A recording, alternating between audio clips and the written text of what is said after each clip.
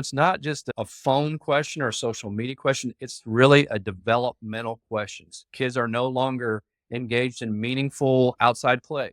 That's a developmental piece. Chores.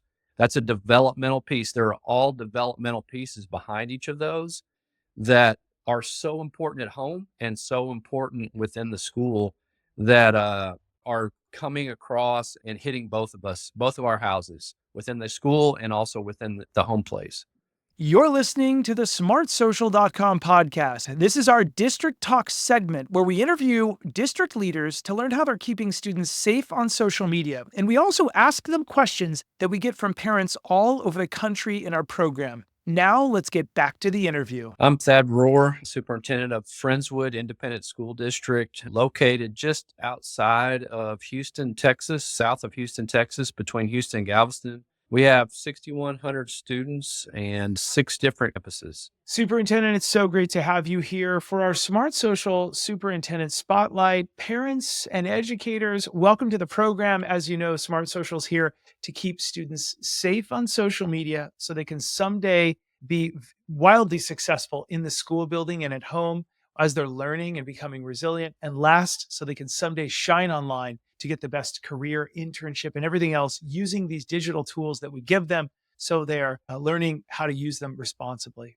Now, I got a bunch of questions here today, and Superintendent, I'm glad you're here. The first question I'd like to hear from our guest today is, first of all, about parent participation. We'll also call it parent engagement, one of the biggest topics we hear from superintendents. And currently, we're at 183 to 185 episodes of superintendents around the country who've given us feedback.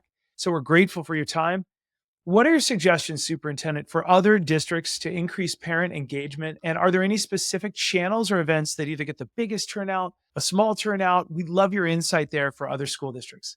Well, one of the things that we've started doing in our school district is community-wide book studies. And one of the things that we've stepped into is a book study around the book Anxious Generation, which speaks directly to the content that you're focused on and that we're focused on in our community, the impact that it has. And so basically, we do a joint book study. We sit together. We have about 50 parents that are part of that sit together with us and feel like it's something that we want to partner with the community to increase momentum, not just, here, this is the school, this is what we're doing. Parents, this is what you're doing. Very similar to what I think you're trying to accomplish on this podcast is the social media issue is not just a school or a parent problem. It's got to be holistic community all together attacking it. And we've had a lot of success with that, a lot of positives that have come around that. And we can tie that to all of our communications, our social media, really giving the facts, figures, data around the things that we're going to talk about today. The increase in self-esteem issues, academic performance issues, sleep time, motivation, and what that looks like inside the 8 to 4 day, and then what that looks like too at home on the weekend. So that's been one of the pieces. It's been a focal point, a topic of discussion for us. In all of every superintendent, every community has different forums for input from parents. So whether those are videos, live or in person, we just really focused on it together. Yeah, I love that. I like the idea of no matter what the book is, we love the anxious generation, what it teaches. It's so scary. And then also I heard from you, a lot of parents are listening and they often will ask, what is the school doing? And what you subliminally said as well is between the 8 and 4 day versus at home. And parents, I want you to remember, well, we have incredible educators on here. The kids are at home even more than they are at school.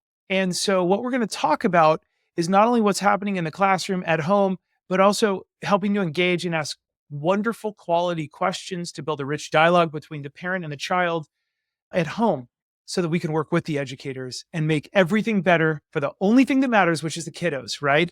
Superintendent, my next question for you is, it's about excessive screen time, the whole topic of smartsocial.com, and it's the impact on student behavior, which is, we're seeing a lot. You read Anxious Generation or in the middle of it. I mean, just the first third is just gripping. How are you seeing excessive screen time impact kids' motivation, their self-esteem, their academic performance, and any decision-making in your district? As you look at like those first 3 chapters of Anxious Generation, and I would really recommend communities, school districts looking at, we did a book study as a board. It's really influenced our policies, our actions. because everything that we would talk about in terms of the answer to that, we see self-esteem issues just growing so rapidly. We see issues with mental health, depression, anxiety skyrocketing. And so your whole, I mean, the base question, right, is why? There's a lot of pieces to that. But what's the one common thing that's changed? Even for me, this is my 8th year as the superintendent. In the last 5 years, I've seen that significantly. My partners who have been on your podcast are seeing those exact same things. So what is that? What is that linked to? It is the developmental piece, and that's one of the key pieces from anxious generation. Is it isn't just about what we're seeing, but it's how the brain is developing. So as students are developing their brain, their synapses, their points, the different pieces that are coming through that phone are actually affecting the development of kids. It's a chemical piece. It isn't just why are kids always on their phones. There are developmental pieces that are affecting reading, writing, the ability to collaborate, that are coming through that. And we're seeing it within the school. We're seeing it, and you as parents are seeing it outside of the school as you go to restaurants, as you go to church, as you go to different places. And so it's not just a phone question or a social media question. It's really a developmental question. Kids are no longer engaged in meaningful outside play. That's a developmental piece. Chores, that's a developmental piece. There are all developmental pieces behind each of those that are so important at home and so important within the school that are coming across and hitting both of us, both of our houses, within the school and also within the home place. Yeah, very well said. And you know what I like that you just said, Superintendent, is you took my question and refined the question. It's almost like you're AI. You took my prompt and made it a better prompt. You said, why is XYZ these problems and how can we fix these? That's kind of what I wrote down. It's like, why is this? And also, what is this linked to? Which I think is great. These are even better questions on this topic is what is this linked to? Super helpful. Hey, parents, we get this question all the time. And what you're about to see is we're going to dive into one of our fantastic parent night events. I used to be one of the top speakers in the country, traveling the whole nation. When I left Disney Studios, I ended up getting requested by high schools and middle schools to fly to their city to teach their kids how to be smart on social media and brand themselves the way we worked at Disney. And what I'm going to show everybody right now is a little taste of what we do in our parent night events because it's so valuable to parents. So parents are asking us, what advice would you give to a student to help them recognize some of the red flags of a dangerous stranger? Well, let's hear from a real student about how she might help a friend recognize these red flags. If I had a friend talking online to a stranger, I think that I would feel a little bit uncomfortable with the whole situation. I would advise against it because so many indirect issues can come from that, and it could cause something to be worse than if they had just unadded them in the first place. Some red flags that I would have to advise them to cut it off with this person or to stop engaging would be if the person starts to get very involved in their personal life and they seem to be very intrigued in what's going on with them and wanting to know all the little details about what they do and who they are and just very personal details and things that you wouldn't normally share with a stranger in real life. If they're very persistent and constantly wanting to talk to my friend or constantly trying to be involved in their life or wanting to speak to them, I feel like that's kind of a red flag. Another thing would be if they ask them to ever meet them anywhere in person right from the start, if they feel a sense of being uncomfortable or their intuition is just saying it's wrong, or if my intuition is saying something feels wrong with this, then I think that's a major red flag. Again, parents, real teens teaching in our program, gone are the days of one social media safety parent engagement event. We now do 50 or more a year. They're weekly with big giveaways. Parents, we hope if your district is a partner that you'll come to one of our weekly live parent events with replays in 12 plus languages. There's real teen-led videos, and we have a premium parent newsletter that helps you all year long. I want to show the parents and the partner school districts who we're working with, this is what happened last week, and this is what we hope happens in your community.